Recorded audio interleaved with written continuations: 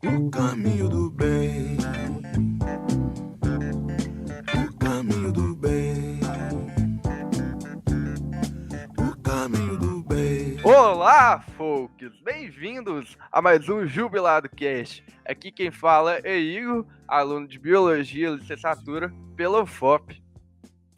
E aí galera, aqui quem fala é o Caio, aluno de computação gráfica pela FUMEC, e hoje o nosso papo está interessantíssimo. Provavelmente você, ouvinte, provavelmente não escutou sobre isso, e se escutou, sabe muito pouco. Se você participa, maravilha, entra lá no nosso Twitter, no nosso Instagram e fala mais sobre sua experiência, sobre o que você conhece que não foi dito aqui. E Igor, o que a gente vai falar sobre hoje mesmo? É sobre aquilo que você vê nessa faculdade, tipo assim, a galera, ai, a minha EJ é aquilo, ai, a minha EJ é aquilo. O que é EJ? O que essa sigla significa, Caio? Empresas Júnior, para você que está escutando. Exatamente. Hoje iremos falar sobre empresas júnior. Afinal, como surgiu uma empresa júnior, como você faz para entrar e como você pode engrandecer sua vida universitária numa empresa júnior. Tudo isso vai ser abordado por uma bancada excelente. E para você que está ouvindo o podcast, mas não tem internet no lugar que você está, o que você faz? Eu baixaria, não, Caio? Claro, você só tem que ter um pouquinho de espaço no celular. 60 megas é o suficiente para poder baixar o podcast. Sim. Agora estamos com o site do Jubilado Cast e você pode entrar, assinar o canal, você vai receber notificações de quando surgir novos podcasts, que é muito melhor para a gente trabalhar e interagir com vocês.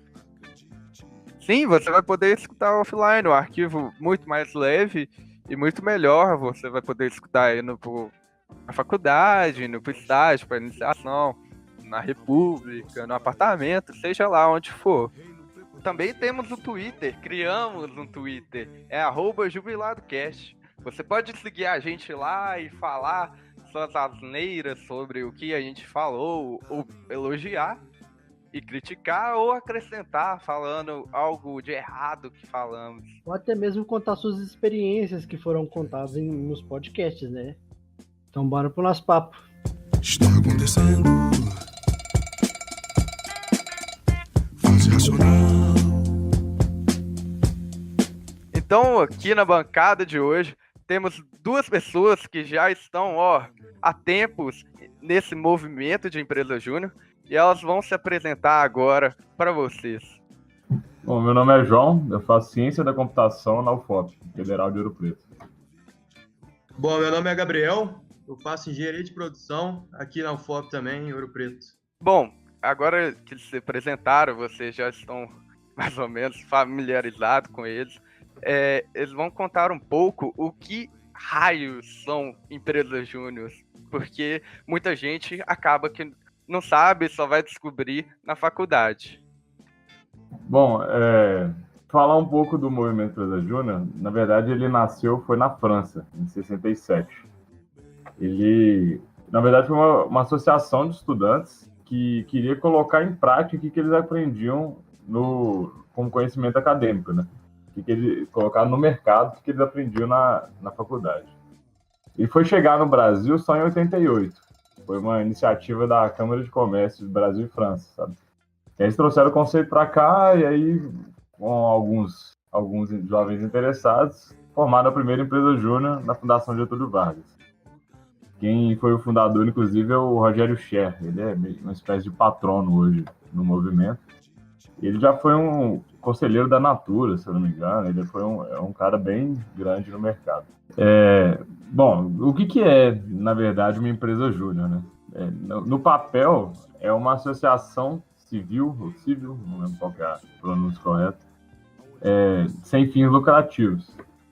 Porém, os projetos que a gente executa são remunerados com um preço que é abaixo de mercado. Aí o que acontece? O movimento ele funciona, na verdade, em rede. Ele é um trabalho que é feito com instâncias, seja a Brasil Júnior, que é a nossa confederação brasileira, a FEGEM, que seria, no caso, a Federação Mineira, e nos últimos anos tem sido trabalhado também os núcleos, que seriam uma espécie de aprofundamento da rede. Né? Acho que aprofundamento é a palavra mais correta, para poder você Controlar? juntar não controlar, mas você Aham. unir culturas, unir regiões de cada estado. Por exemplo, Minas e São Paulo, que são estados que têm mais núcleos, são estados muito grandes, né? Você não consegue unir todas as empresas juniores. Uma federação sozinha não consegue dar conta disso, dar suporte a todas as DJs. E isso parte alguma coisa de industrialização ou a presença de empresa mais nesses estados? Como é que funciona? Como assim de industrialização? Empresa Júnior, né, como já diz, é uma empresa. E acredito que em Minas Gerais, São Paulo, são os lugares que, assim, tem que nem essas... Acredito que haja uma quantidade de empresas maiores e talvez seja por isso que tenha mais uma concentração maior de empresas júniores nesse estado. Na verdade, você tem empresa júnior no Brasil inteiro, né? Em todos os estados. Os últimos 2 estados foram inseridos, as 2 últimas federações foram inseridas esse ano. Não lembro de cabeça quais foram as 2, né? Mas assim, você tem empresas juniores que destacam em todos os lugares do Brasil, no Nordeste, até em Brasília mesmo, tem muita J grande lá. Mas, assim, Minas e São Paulo são as maiores em número. São Paulo tem grandes resultados, né? Dependendo da situação, tem até maiores que de Minas. Porém, a FEGENG, que é também conhecida como Maré Vermelha, ela é a maior federação do mundo. A gente tem mais de 100 empresas juniores aqui. Ô, João, agora que você já explicou como é que funciona mais ou menos em cada estado, me tira uma dúvida que você falou no início, quando você estava explicando o que era a empresa júnior, que você disse que não era para fins lucrativos, mas vocês tinham uma remuneração pelos projetos. Essa remuneração é justamente para sustentar os projetos que vocês fazem ou tem outros fins para sustentar a empresa? Ela tem, na verdade, uma série de fins, mas para explicar isso, na verdade, eu teria que explicar como funciona o planejamento estratégico do Movimento Empresa Júnior no Brasil, que ele foi feito há 9 anos atrás, né? O movimento existe há 30 anos, né? Esse ano está fazendo 30 anos. Porém, o entendimento maior do que seria uma empresa júnior surgiu há 9 anos atrás. Lá foi formado também, foi em BH, se eu não me engano, no último ENERG, que a gente vai chegar nessa pauta também, né? Um planejamento estratégico que era feito desdobrado em 9 anos, né? O planejamento estratégico em rede. Então lá tem metas como se fosse de empresa mesmo, né? Faturamento de todas as EJs em conjunto, número de projetos executados, número de micro e pequenos empreendedores atingidos, que é aí que começa a entrar essa parte da remuneração, né? Aí como funciona? Esse planejamento estratégico ele foi feito em 3 ciclos. 3 ciclos de 3 anos que eram revisados anualmente, né? Aí o primeiro ciclo era muito sobre entendimento do que é uma empresa júnior. Por que ela faz, o que ela faz, o que ela faz. Porque antigamente tinha muita EJ que fazia papel de CA, ou DA, né? Dependendo da universidade. Fazia evento, fazia um monte de outras coisas. Fazia papel de atlética, dependendo da universidade. Então não tinha um entendimento correto do que era uma empresa júnior. Por que ela... Aí hoje chegou nisso, né? Que ela executa projetos remunerados para micro e pequenos empreendedores. Né? Mas o foco maior é micro e pequeno empreendedor.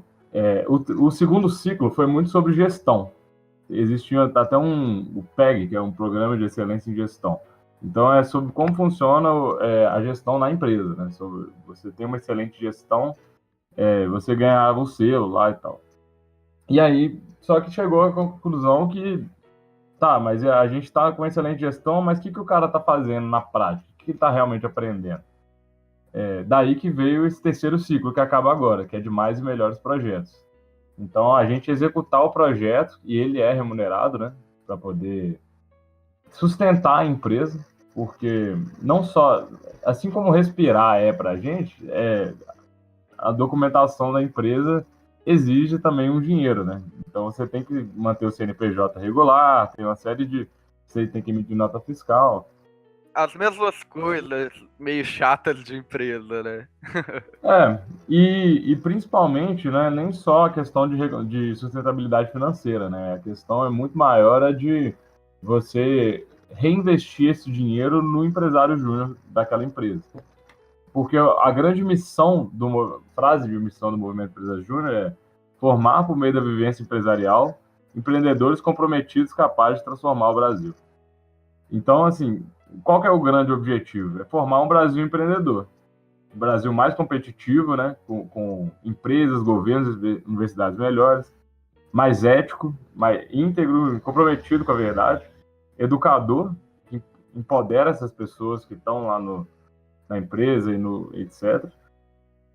Para realizar essas mudanças, e mais colaborativo, principalmente colaborativo.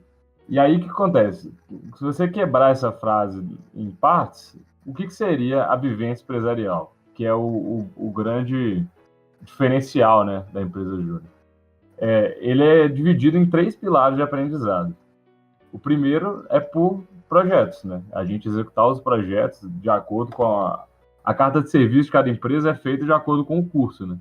Tem empresa júnior que é de mais de um curso, mas em geral é de um só. Que aí você se capacitar para esses projetos, e aí, por exemplo, se exige um treinamento específico de alguma área, o dinheiro da empresa júnior é usado para essa capacitação, trazer treinamentos, trazer palestras, etc. Pra galera da empresa júnior, né? Isso. Exato. Aí você acaba criando as melhores soluções para o mercado, porque você está aliando o conhecimento acadêmico com o conhecimento de fora, né? E aplicando no mercado.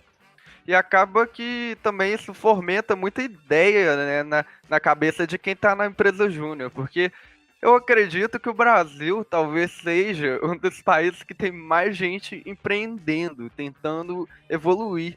Eu acho que isso é muito bom para o universitário, né? É interessante, né? É que eu vou chegar até nessa parte do empreendedor, que existe um conceito muitas vezes que ele é enganoso, né? Aí esse seria o terceiro pilar. Mas só complementando, o segundo pilar do aprendizado, primeiro é projeto, segundo é gestão, que é você fazer realmente a gestão da empresa. Você ser um diretor de projetos, ser um diretor de marketing, um diretor de RH ou GP, que é gestão de pessoas, né? Depende do que a empresa chama. E você liderar essas pessoas. Que aí entra o terceiro pilar, que é a cultura empreendedora. A cultura empreendedora, ela é principalmente você participar ativamente da rede, você entrar em contato. Cara, é incrível como é que o contato com a rede do movimento te faz crescer. Porque você começa a ter contato com gente do Brasil inteiro, velho. Eu já fiz o que a gente chama de bench, né? O benchmarking. Seria você, sei lá, eu preciso de executar um projeto por exemplo, a Voluta, que é a minha empresa júnior, que é de ciência de computação, a gente desenvolve sistemas web. Então, eu vou fazer num site específico lá, eu quero usar uma plataforma X. E eu não tenho nem ideia como é que faz. Aí eu vou lá na empresa júnior do Ceará e pergunto para os caras, vocês já usaram essa plataforma? Já e tal. Aí você marca, sei lá, um hangout com o cara, ou então conversa no WhatsApp mesmo, resolve. E a disposição que a galera tem de ajudar é muito grande, muito mesmo, porque a pessoa se sente muito no dever de querer ajudar por serem sempre ajudados. Entendeu? Então há meio que um intercâmbio entre empresas júnior. Não é tipo assim, minha empresa vai fazer esse projeto e problemas da sua empresa, né? Não, a colaboração é intrínseca em cada empresário júnior. Tanto é que esse é um dos valores do movimento. O que fortalece o terceiro pilar de cultura empreendedora seria você ter os 5 valores do movimento intrínsecos. Que aí, no caso, o primeiro é compromisso com o resultado. Segundo, sinergia, que aí entra muito essa questão da colaboração, de visão compartilhada, né? Você tem um propósito compartilhado de formar o Brasil empreendedor. A postura empreendedora, que aí vem o grande entendimento, às vezes, que é um pouco errôneo, né? Você achar que o empreendedor é aquele cara que abre empresa. Só que não é só isso, entendeu? É muito mais a postura empreendedora. Você ter coragem, igual no MED a gente fala, você ter a coragem de sonhar e a ousadia de agir. Eu nasci até Júlio, porque essa é uma frase muito clássica que a gente tem no movimento, né? O quarto o valor é a transparência e o quinto é o orgulho de ser médico, que é Nosso orgulho de ser júnior é o que nos faz ser gigante pela própria natureza. Hã? Ah, meu Deus. Não, mas é muito legal isso. Você vê o jovem que é inconformado, vê o problema, ele sabe como resolver e vai lá e faz. Em vez de simplesmente sentar e ficar, sei lá, pensando, reclamando, Vou fazendo qualquer esperar o coisa. outro resolver, né? Fazendo hoje- podcast. Não, mas, tipo, você fazer o podcast já é uma coisa massa. Você teve vontade, foi lá e fez, entendeu? Você viu um negócio interessante que você queria fazer e mandou bala. Agora, se ficar só na ideia, é muito diferente, entendeu? Igual o Caio falou, é você esperar o outro fazer. O que o médium mais te ensina a você ser protagonista. Você ir lá e fazer. Uma coisa que é sempre mencionado no meio da arte, que é uma área que eu vou atuar bastante, é que ideias, elas não têm valor nenhuma se não colocadas em prática. Então, tipo, não interessa se você tem ideia ou não, ou se você teve e um cara foi lá e fez depois de você ter ideia. Tipo, você não pode fazer nada, velho. Tipo, você não fez nada. Então, velho, você não tem valor nenhum naquele negócio, não tem valor nenhum. Então, se você tem ideia de fazer alguma coisa e gosta de fazer aquela coisa, vai lá e faz, véio. Tipo, não deixa essa oportunidade passar, porque às vezes essa pode ser a única que você vai ter. E o universo acadêmico universitário, né? Ele é quase que, tipo, assim, um empurrão, tipo, pensa alguma coisa. Porque você tá a todo momento estudando alguma coisa que te interessa, você talvez, isso aqui é algo legal de pesquisar, isso aqui é algo legal de trabalhar. E eu sinto muito da parte das DJs esse empurrão quase que com os dois pés também, além da mão. De ir lá e trabalhar, De botar as ideias em prática, né? botar a mão na massa, né? Sim. Ô, João e Gabriel, o que for mais apto para responder, vocês acham que as EJs, além do que o Igor já disse, de dar um empurrão a mais para as pessoas irem lá e fazer, vocês acham que ela tem uma visibilidade grande no meio da universidade? Porque, por exemplo, na minha faculdade eu não vejo, tipo, nenhuma propaganda de empresa júnior, não vejo nada disso acontecendo na minha faculdade. O que eu acho, tipo, extremamente triste, porque, assim, é uma faculdade que fica no meio de Belo Horizonte tipo, não acontece nada lá, sabe? Tipo, eu não vejo visibilidade nenhuma de empresa júnior na minha faculdade. Vocês acham que isso seria importante de ter no meio, dentro da faculdade, ou até mesmo para ex-alunos ou alunos posteriores que vão entrar? Cara, isso eu vejo como sendo algo muito particular de cada universidade, sabe? Então, assim, existem universidades que o professor apoia mais, que o professor apoia menos, o departamento apoia mais ou apoia menos, sabe?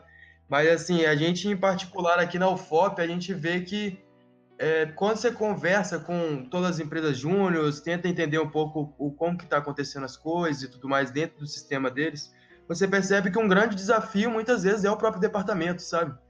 Às vezes existem cursos que o professor ele vê como se o aluno fosse uma pessoa que está competindo com ele, como se fosse um concorrente dele no mercado, como pesquisador, como coisa do tipo, sabe? Então, isso é uma coisa que é muito prejudicial, porque, querendo ou não, você tem um apoio institucional para você subir, para você ter esse apoio, às vezes, ter um professor que você possa contar para ter um conhecimento a respeito de algum projeto mais aprofundado. Então, isso é muito positivo para a empresa e é uma dor de muitas empresas, sabe? Por não ter esse apoio tão próximo de departamento. Queria saber muito, porque, por exemplo, como eu já não vejo isso na minha faculdade, assim, vocês já conseguiram ver o surgimento de uma empresa júnior lá na UFOP, que começou do zero? Vocês viram o crescimento dessa empresa? Ou que ela parou no meio por questões do departamento, como vocês já disseram antes, que houve problemas que ela não conseguiu progredir, ou coisas do tipo? Na UFOP a gente tem casos dos mais diversos, você imaginar.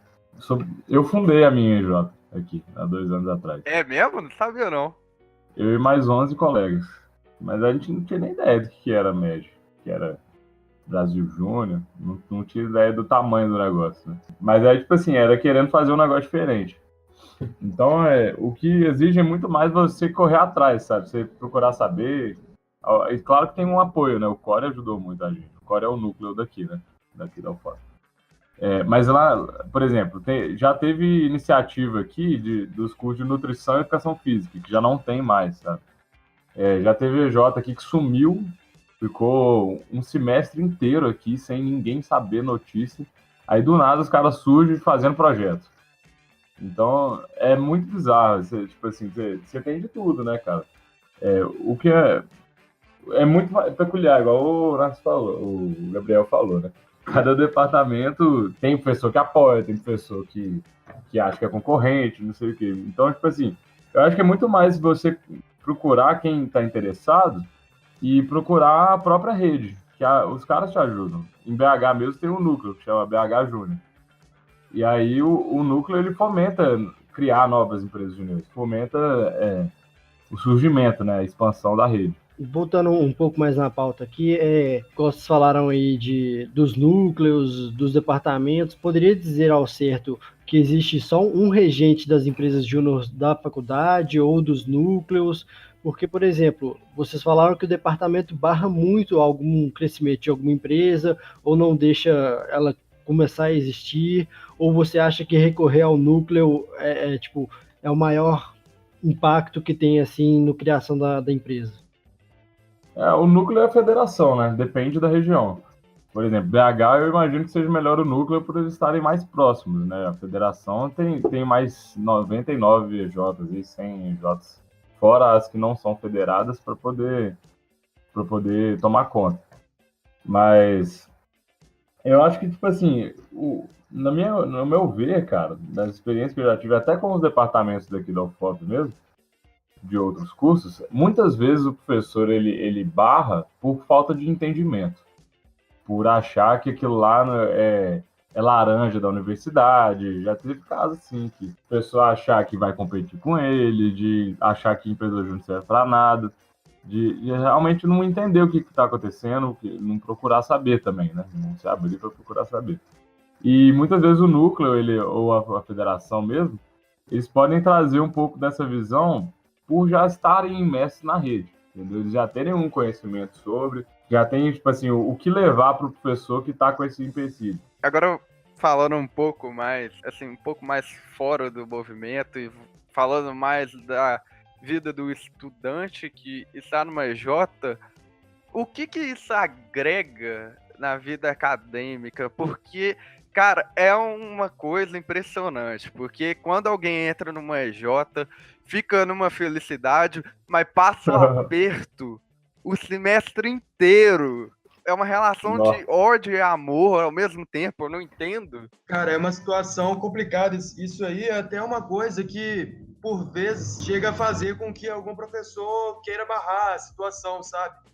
Porque tem os dois lados da moeda. Tem aquele aluno que ele vai entrar na empresa júnior, que ele vai pegar muito conhecimento técnico, e que quando ele pegar a aula do professor, ele vai valorizar mais, vai entender melhor a situação e vai ser mais engrandecedor para ele a aula, sabe? Mas tem um lado da pessoa também que vislumbra, cara. E, tipo assim, o movimento é uma parada tão massa que chega no ponto que você fala, porra, cara, eu gosto muito mais de trabalhar do que de estudar, sabe? Você chega a esse ponto. Então, assim, chega num ponto onde você começa a deixar a sua universidade um pouco de lado. E isso os professores observam e criticam, sabe? Ah, beleza. É lá, aquela galera lá da empresa júnior é a galera que tira nota baixa, é a galera que não chega atrasada na aula, a galera que sai no meio da aula para resolver problema. Então começa a criar, de certa forma, uma barreira para certos professores por conta disso, sabe? E tem outros pontos também, né? Isso aí é um ponto muito forte. Ao meu ver, isso decorre de algumas coisas, né? Por quê? Primeiro que você vê que a cultura organizacional que é formada dentro da rede, dentro de uma EJ específica, todo mundo tem a sua cultura, cara, é incrível, é igual a República aqui em Ouro Preto, se não for mais forte. Tem bandeira, tem hino, tem caneca, tem um monte de coisa. Uniforme. Então, tipo assim, é muito mais, é muito próximo do que seria uma startup, entendeu? Então, é uma cultura muito forte. E aí, o cara fica muito imerso nisso. E porque se torna uma coisa muito interessante, é uma coisa muito mais dinâmica e prazerosa do que o que a gente está acostumado no ensino do Brasil, né? Que é aquela aula expositiva do cara chegar lá com um slide e escrever no quadro e você ficar lá anotando, que é o que é a maioria do ensino aqui, né? Então você começa a viver formas de aprendizado muito mais dinâmicas e muito mais próximas da realidade do nosso É meio que século, um né? tapa, né? Então. É um balde de gelo, porque os eventos do MEG são coisas de outro mundo, velho. São, tipo assim, experiências que você nunca mais esquece na vida e te transformam totalmente. Eu falo isso por experiência própria. Que eu não estaria no Core hoje se não fosse um evento que eu fui lá em Viçosa. Obrigado de nada. que o Gabriel encheu o saco pra eu ir. Falou que a gente tem que ir, que vamos. E, cara, valeu cada segundo que eu tava lá. Tem memórias disso até hoje. Porque, tipo assim, não é só palestra que você vai lá e assiste e vai embora, entendeu? É, tipo assim, é uma coisa muito mais dinâmica. Você tem dinâmicas durante as palestras. A entrada do negócio já é diferente. Teve um evento que a gente fez do Core aqui que eu peguei emprestado a ideia de um evento que eu fui no início do ano. Que é a entrada do evento, a gente botou todo mundo para entrar num túnel de bandeira com as EJs, das bandeiras das EJs Tipo, os Copa? presidentes segurando. É, tipo Copa. E a música de fundo era música de Copa.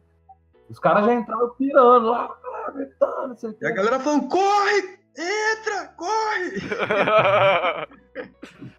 Então, tipo assim, são experiências, tipo assim, transcendentais, cara. Você não consegue mais voltar a mesma coisa para a sala de aula, entendeu? Você fica enjoado daquilo. Você, não, velho, tem infinitas formas que eu posso aprender diferente disso aqui. Isso muda muito o papel do que seria o professor hoje. O professor ele não pode ser mais só um cara que é informativo. O professor é muito mais um facilitador do conteúdo. Porque, tipo assim, informação, o Rubem Alves fala isso, né? Informação você tá aí na internet, tá nos livros. Então, tipo assim, não é isso que o professor tem que trazer, que é o que é feito hoje, né? Ele vai lá e lê o slide para você, passa o conteúdo, você tem que ficar decorando para a prova. Mas o aprendizado, ele vem muito mais de tudo bem, você passa o conteúdo, não necessariamente pelo professor, né? Mas o aprendizado, ele vem muito mais de você observar, experimentar com aquilo e fazer uma linha de raciocínio, entendeu? Concordo muito. Botar na prática, né? Você vê isso não só em empresa júnior, mas, por exemplo, você vai num laboratório, igual você faz o laboratório lá de biologia, iniciação científica, esse projeto de extensão, é você botar na prática, você ir lá e fazer o negócio, e não só ficar naquele negócio da sala de aula, entendeu? Aí, você, por causa disso tudo, você acaba ficando um pouco enjoado, entre aspas, da sala de aula, né? Aham. Acho que uma coisa que difere bastante do meio que eu vivo, do meio que vocês vivem, é justamente isso, né? Tipo, vocês têm a maioria das aulas são expositivas, com slide, decorar conteúdo de prova, tal. No meu caso, eu basicamente tenho que pegar tudo e fazer. Eu tenho que Só pegar. trabalho. São sempre trabalhos que eu tenho. Eu nunca tive prova no meu curso inteiro. Eu vou lá, o professor mandava lá, faz isso aqui para mim. Eu vou lá e fazia. Aí eu pedia. Eu corri atrás, professor, pode me ajudar aqui? Como é que eu posso melhorar isso, isso, isso? Eu tenho meus projetos pessoais, porque eu quero crescer, eu quero aparecer no meio do mercado, porque se não for isso, eu não vou ser contratado. E, tipo, esse negócio de empresas júnior, eu acho que na minha área, velho, seria extremamente fantástico, velho, porque, tipo, é uma área muito Nossa, nova no seria Brasil, muito velho. top. Tipo, seria Você faz curso de quê? computação gráfica. Ah, nossa. Aí, doido tipo, demais. é uma área que, tipo, no Brasil, tipo, é os primeiros passos que tá dando, fraga. Então, tipo, com Aham. uma empresa júnior que, sei lá, que tenha uns 5, Começa 6 a fazer membros. um jogo, né? É, Tipo, velho, algo começa a desse fazer um tipo. jogo, começa a chamar a Uhum. empresa de fora pra cá, fraga, tipo, começa a chamar, tipo, muito interesse aqui no pessoal aqui do Brasil, fraga. Só que não Uhum. tem, tipo, eu vou até começar a olhar aí essas questões direitinho pra ver se eu consigo fazer alguma coisa do tipo lá na minha faculdade. Só que, tipo, o meu coordenador, desculpa a palavra, mas ele é um Ô, louco! ele é muito competitivo. Ele é muito competitivo, ele não acha que a gente é muito prestativo e que não sabe trabalhar em equipe, mas enfim. Mas eu acho que essa questão de empresa júnior é extremamente beneficiada beneficiada não, é, ela é muito beneficaz para a faculdade e para os alunos em si, mesmo que o aluno não esteja dentro da empresa, porque ela já começa a ter aquele contato um pouco mais com as pessoas mesmo que estão dentro da empresa, porque vai passando experiência de uma para outra. E isso é extremamente gratificante. Cara, e é interessante porque você tem, na UFOP é um caso disso, você tem duas empresas juniores de engenharia de produção, e elas não são concorrentes. Aí o que acontece? Uma das coisas, dos argumentos que eles levam para os professores é o índice de universidades empreendedoras, que ele mostra que as universidades que têm empresa júnior têm um índice muito maior do que as outras que não têm. E aí, tipo assim, o que rola? Isso agrega não é só pro empresário júnior que está ali, sacou? É muito pro mercado que está ali, que são pros micro e pequeno empreendedor, né? Que acontece? Como os nossos projetos eles têm que ser um preço abaixo do mercado, você facilita o acesso a esse micro e pequeno empreendedor, né? Uhum. Aqui em Ouro Preto mesmo, tem um serviço, se eu não me engano, de engenharia civil, que só tem 2 engenheiros que fazem aqui. Eles cobram quase 10 vezes o preço que a cobra.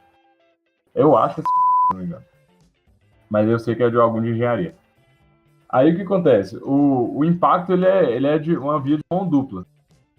Tanto as MPS, né, que ficam mais competitivas, dinamizam a economia, né, da cidade, do estado, porque você consegue ter uma consultoria de um engenheiro de produção, por exemplo, a um preço muito mais acessível.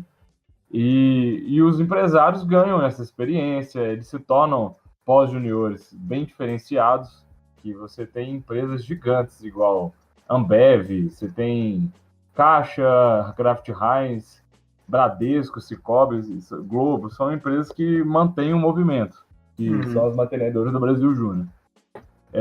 Então, tipo assim, eles valorizam os pós-juniores, são profissionais que transformam o país.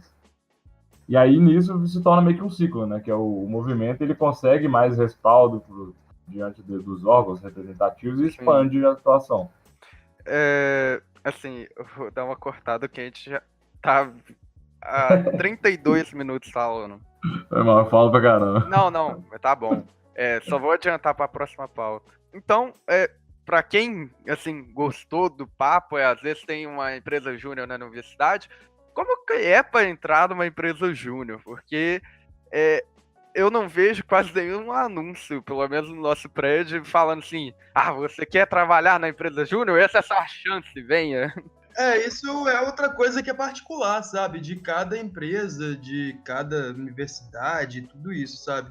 Vai muito, assim, igual a minha empresa, pelo menos, a Projet, ela tem tentado divulgar muito o processo seletivo, porque, assim, às vezes tem pessoas muito boas no curso que se você não pegar e conseguir conquistar ela de alguma forma, para que ela tenha atenção ali e falar, tipo assim, pô, acho que eu vou tentar isso aqui, vou me sujeitar a isso aqui, porque a pessoa até ela sabe que quando ela vai entrar no processo seletivo, dependendo da empresa, vai ser desgastante, ela vai ter que desprender tempo dela, se ela quiser passar, ela vai ter que se dedicar bastante. Então, assim, é uma coisa que, de certa forma, antes da pessoa tentar, já tem não sei se eu vou, sabe? Mas, então, por isso, a gente tenta investir muito na divulgação, para tentar ter o máximo de pessoas possível, e até para que a gente possa ser mais crítico também, sabe? Porque a partir do momento que você tem um processo seletivo onde você tem 40 pessoas, 50 pessoas, fica muito mais fácil você conseguir, sei lá, 8 pessoas sensacionais, sabe? Então é isso que o movimento quer. Ele não quer pessoas que estejam lá, pessoas executoras, pessoas que estão ali para ocupar espaço. Não, ele quer pessoas que vão ser protagonistas. E é uma responsabilidade muito grande, cara. Por isso que tem essa seleção. Eu falo isso porque, por exemplo, a gente fez um projeto aqui a Voluta fez um projeto que a gente fez o site do TEDx UFOP, teve aqui. Foi um site maravilhoso, foi um dos melhores projetos que a gente já fez. Só que por quê? Na hora que a gente estava reunindo com o cliente lá, o cara era um universitário também, né? O Jefferson, que ele chama. Ele sentou na mesa com a gente estava conversando, acertando os detalhes, ele pega e fala pra gente assim, velho, vocês estão realizando o sonho da minha vida. Aí a gente ficou sem reação na hora, né? Ele sai, aí nós conversando, não, beleza, tal, saiu. Na hora que ele saiu, eu virei pro Gustavo, que tava lá comigo, e falei assim, mano, a gente tá com o sonho do cara na mão, mano. Se a gente errar aqui, ferrou. E aí? E é isso que a gente faz todos os dias, entendeu? A gente vai realizando os sonhos das pessoas. É uma coisa muito louca isso. Por isso que vem um comprometimento tão grande, intrínseco, né? Que acaba absorvendo a gente. Então pode ficar a dica que pra quem for procurar uma empresa júnior, não é pra falar que é o sonho, senão bota muita pressão.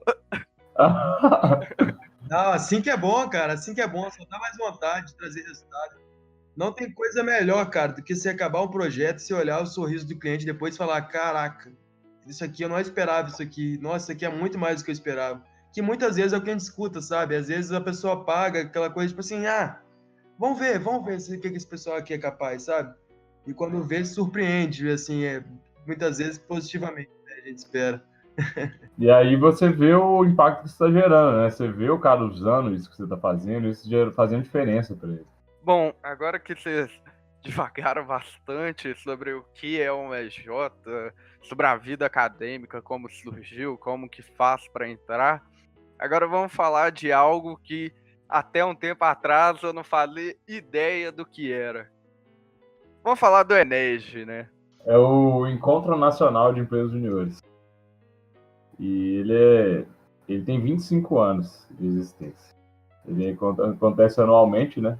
Ele é um produto da Brasil Júnior, a federação, porém ele não é executado diretamente pela Brasil Júnior.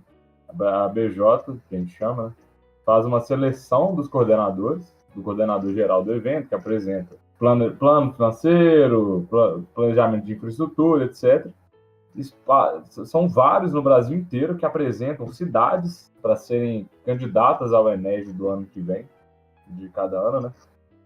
E isso passa por uma deliberação do conselho, né? Aí o desse ano foi cara, esse vai ser o ano mais marcante da história do movimento.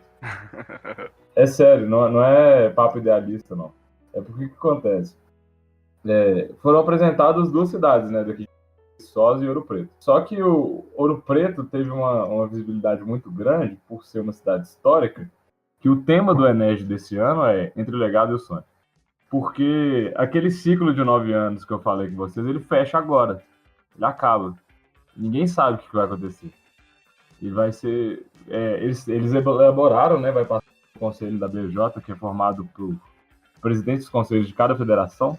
Eles vai passar o novo planejamento estratégico, que está elaborado já, e vai ser apresentado no Enej para os próximos 3 anos. Que já é fora desse ciclo de 9 anos. É uma coisa totalmente nova. E vai ser apresentado no último dia, no último horário da Enej. Nossa, que pressão, velho. Expectativa total ali. Então é uma coisa muito louca, que a gente tá deixando o legado, né, como o tema já diz, desses ciclos que foram o grande catalisador do crescimento do movimento Empresa Júnior. E agora a gente está vendo o sonho, né? O que vai ser do futuro do movimento? O que a gente vai fazer agora? Para onde a gente vai? Porque todo mundo vai junto, né? Isso é engraçado, porque todas as empresas que seguem, assim, porque tem as empresas que são federadas e tal, que tem toda a situação de seguir o movimento de fato, o que a Brasil Júnior está pensando, o que o movimento está pensando. Então, todas as empresas estão esperando para fazer o planejamento estratégico delas. Então, assim, elas estão esperando, pô, e o que aí? O que vai ser agora? Hoje a gente tem conceito de alto crescimento, que são as empresas que atingem uma certa porcentagem de crescimento em projetos e faturamento. Pode ser que amanhã não tenha isso mais, sabe? Então, assim, todas as empresas estão muito esperando para saber quais vão ser os próximos passos a serem tomados. Porque, assim como a gente teve alguns anos que foram dedicados à gestão interna, alguns anos dedicados a mais e melhores projetos, a gente viu que também mais e melhores projetos, você fazer mais projetos não necessariamente quer dizer que você vai fazer melhores projetos. Muitas vezes você vai estar fazendo vários projetos por fazer, projetos que talvez são semelhantes, que você não vai estar agregando tanto conhecimento para os membros da empresa. Então, assim, tem que haver um equilíbrio disso. Você não pode largar a gestão interna também de uma empresa. Então, tem muitas situações que a gente está esperando muito mais do Enej agora. E é um movimento, pelo menos olhando de fora, é um movimento gigantesco, porque aqui em Ouro Preto já dá pra ver estrutura sendo montada, e quando eu passei de frente eu falei, mas só mais uma calorada, né? Porque em Ouro Preto o que monta é estrutura calorada e festival de inverno, essas paradas. Aí eu tava na academia e o povo falando, olha, aquele ali é pro movimento das empresas júniores. Eu, o quê? São 5 mil empresários juniores que estão indo pra cá, cara. É muita gente. E isso não é nem. Isso é um quarto da rede. Hoje a gente tem 20 mil. 20 mil, se eu não me engano, são os ativos, né? Porque tem os pós-juniores também. Eu acho que a gente divagou muito sobre o tema. Eu acho que ficou um podcast muito agregador, né? Que a função, eu sempre falo que a função do podcast é agregar. Eu gostaria de agradecer pela bancada por essa oportunidade. Como foi difícil marcar esse podcast. Pessoas muito atarefadas. Rapaz. Difícil. Essa vida é difícil, mas é muito boa, galera. Muito boa. Nossa, cara, é uma coisa que muda a sua vida, viu? Eu nunca serei mais a mesma pessoa. E tem um pós-júnior, que é o cara que eu admiro muito, que ele chama Ailton. Ele falou um negócio uma vez numa live que cara, isso é muito doido. Concordo completamente. Você ser um pós-júnior não é você trocar um status no LinkedIn, entendeu? Você é um estado de espírito. E você agir totalmente diferente em qualquer situação, saca? Não só dentro da empresa júnior. Até se você quiser seguir o meio acadêmico, é válido você participar de uma empresa júnior. Simplesmente por você aprender os valores, sabe? Você ter intrínseco os valores. Você passa a ter mais criticidade para fazer as coisas. Passa de novo citando o Rubem Alves, né? Você passa a usar mais o seu pensamento. Esse que seria o grande papel do ensino, né? Do educador. Ensinar você a pensar e não você a decorar conteúdo. Novamente, agradecendo vocês pela disponibilidade para gravar. E nosso podcast está chegando ao fim.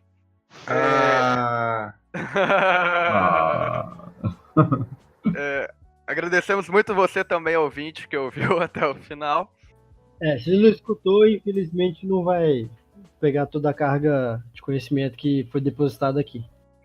Se você conhece um cara que também chegou pra você, eu escutei até os 5 minutos, vira e fala, velho, você não sabe o que você tá perdendo, esse João e o Gabriel é do caralho, eles falam muito. Fala muito mesmo, né? Incentive as pessoas a ouvir o podcast, né? É sempre bom isso, porque é um produto que é de graça, que nós fazemos com muito amor.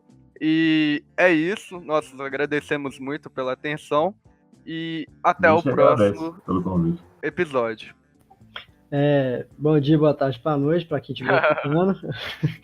E eu também tenho que agradecer a bancada aí, porque foi muito esclarecedor do meu ponto de vista, que sabia muito pouco, eu sabia basicamente só a base, que eu dei uma pesquisada de leve para poder fazer o podcast de hoje.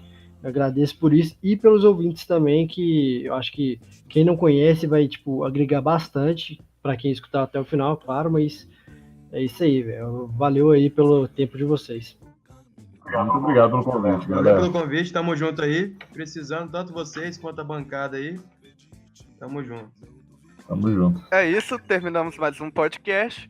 Até o próximo episódio. E é isso aí. Valeu. O caminho do bem é um só caminho.